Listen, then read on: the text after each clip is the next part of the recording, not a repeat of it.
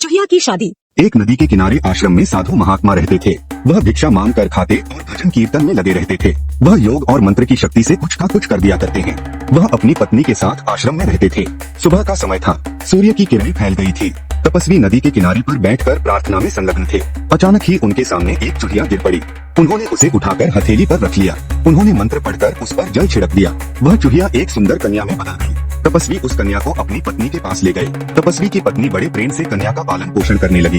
कन्या ज्यों-ज्यों बड़ी होने लगी त्यों-त्यों उसका रूप भी खिलने लगा। बड़ी होने पर वह पूर्णिमा की चांद की भांति निखर उठी। कन्या जब विवाह योग्य हुई तो तपस्वी के मन में उसके लिए वर खोजने की चिंता हुई।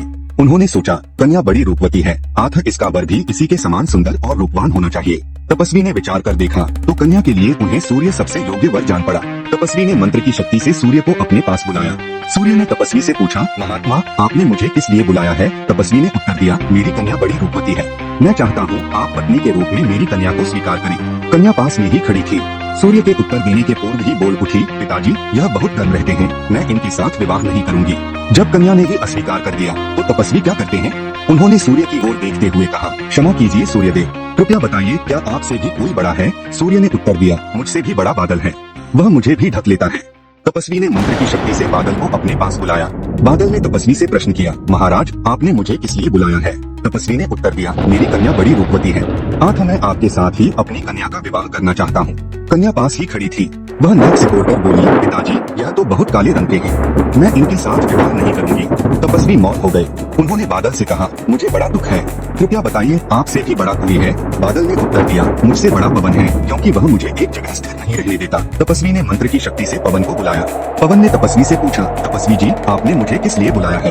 तपस्वी ने उत्तर दिया, आप तीनों लोगों में सबसे बड़े हैं, मैं अपनी सुंदर कन्या का विवाह आपके साथ करना चाहता हूँ। कन्या पास ही खड़ी हुई थी। वह उंगलियों को नचाती हुई बोली, पिताजी यह तो सदा चलते ही रहते हैं, मैं इनके भी साथ विवाह नहीं करूंगी। तपस्वी ने दुखी होकर पवन की ओर देखते हुए कहा, दया करके बताइए कि क्या आपसे भी कोई बड़ा है? पवन देव ने उत्तर दिया, मुझसे बड़ा पहाड़ है, मैं सबको तो उड़ा ले जाता हूँ पर पहाड़ को नहीं उड़ा सकता। तपस्वी ने मंत्र की शक्ति से पहाड़ को भी बुलाया। पहाड़ ने पूछा, हे महात्मा क्या आज्ञा है? तपस्वी ने उत्तर दिया, आप सबसे बड़े हैं, मैं अपनी रूपवती और गुणवती कन्या का हाथ आपके ही हाथ में देना चाहता हूँ।